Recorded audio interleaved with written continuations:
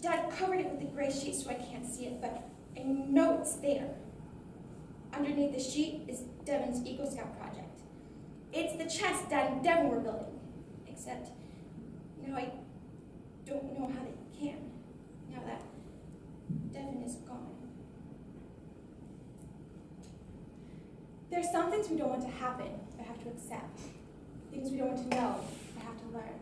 And people we can't live without, but have to let go of. In Mockingbird by Catherine Erskine, we learn to deal with loss through the eyes of Caitlin, a 10-year-old with Asperger's syndrome. This developmental disorder makes it difficult for her to interact with other people. After the death of her brother Devin, the one person who truly understood her, Caitlin's shaky world is turned upside down, and she must learn to find closure before she can move on. Mockingbird by Catherine Erskine. I wish I could hide in Devin's room, but I'm not allowed there now. Not since the day our life fell apart and Dad slammed Devin's door and put his head against it and cried. So I can't go to my hidey hole in Devin's room anymore, and I miss it. I try to hide in my room, but Dad comes and gets me. The whole town is upset by what happened. They want to help. There are so many voices in our house. Voices from Devin's Eagle Scout, voices from school, Mrs. Brooke, my counselor. Mrs. Brooke says you can talk to her anytime because her door is always open. Actually, it's almost always closed. But if you knock, then she remembers to open it. Hi, Caitlin. How are you feeling? I feel like TiVo. Well, what do you mean? I fast forward through the bad parts and all of a sudden I'm watching something and I'm not sure how I got there. Do you miss Devin? Miss is a strange word. Have you ever looked it up in the dictionary before? There is miss like Miss Harper, the principal. There is miss like you will miss your bus if you don't hurry because you have to step on every crack, and there is miss like dead. Do you miss Devin? I don't know. He's not completely gone anyway. Well, that's true. A part of Devin will always be with you. The things he did for you, the things you did together. You'll miss him, but he'll always be with you, just in a different way.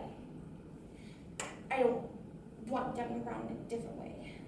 I want him around in the same way, the way he was before when he made me popcorn and hot chocolate, and he told me what to wear and what to say and how not to be weird so kids don't make fun of me.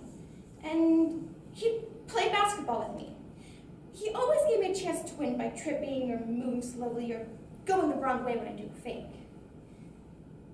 That's the Devin I want. I hate recess. I see Josh pushing people off the monkey bars again. Josh used to be just loud, but now he's loud and evil. Dad says it's because Josh's cousin was one of the school shooters at Devin's school. The one the police caught right away and killed, but not before he shot Devin. I find 32 books in the library about how the heart works. There's a lot of information in 32 books, and I read it all. What I can't find is how long you can make a heart work once it is shot, and can other body organs take over for it, and can the hospital keep you alive without it, and are you the same person without it, and are you a person at all? This is all I can find on that topic. A gunshot wound to the heart is almost always fatal. At home, I think about Devin's heart. I sit on the sofa and stare at his chest. It's still under the gray sheet.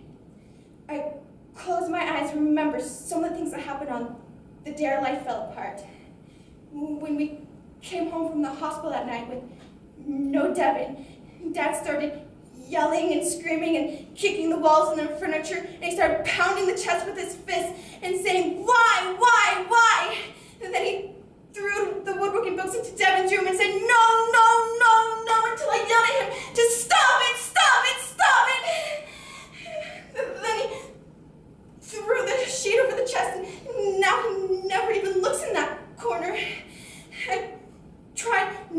think about what happened at the hospital. People in green pajamas and paper slippers said to Dad, "We tried, but we couldn't close your son's chest. His heart, there was nothing left. There was nothing we could do." I tried to stop thinking about the day our life fell apart, but when I open my eyes, Devin's chest is staring at me. So I slide off the sofa and crawl over to it, and I get inside the empty, hollow chest. I imagine myself as the heart, Devin's heart, because there has to be something I can do. I feel the beat, and I rock with it because rocking makes me feel alive, and I want Devin's heart to be alive. My whole body is beating for him louder and louder and wilder and wilder, and my head is banging the sides of the chest, but I don't care. I hear Dad screaming like at the hospital, but I don't want any part of the day our life fell apart to happen again. So I focus, and I become the heart louder and louder and harder and harder. But then I fall out of the chest because there's no way to close it. I feel Dad grabbing me, but all I can do is scream the words from the green hospital people. I tried, but there was nothing I could do.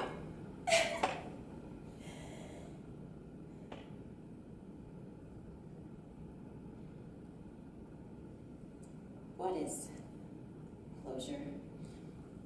I look it up and it says, the state of experiencing an emotional conclusion to a difficult life event, such as the death of a loved one.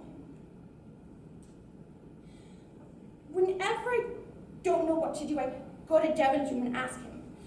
I really want to know about closure, and I don't know who else to ask, except Devin's not here, and I realize he taught me everything I know, and I may never get anything ever again because he's not here to teach me.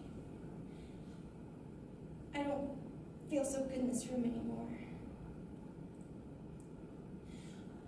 I should be researching closure because maybe there's a better definition than in my dictionary. So I look it up, and this is what I find. The act of bringing to an end, a conclusion. Example, they finally brought the project to closure. We need to go to Lowe's. What? Right now.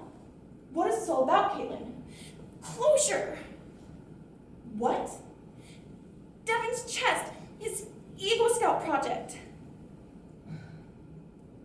I'm not ready to work on the chest yet. Dad says he's not interested in working on the chest and not to ask him again for a very long time. Are you ready to work on the chest yet? Dad, we need to finish the chest. I want to get closure.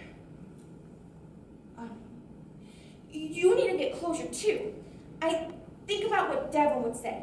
You have to try, even if it's hard and you think you can never do it, and you just want to run and scream and hide and shake your hands over and over and over. You really think this will bring us closure? I know it will.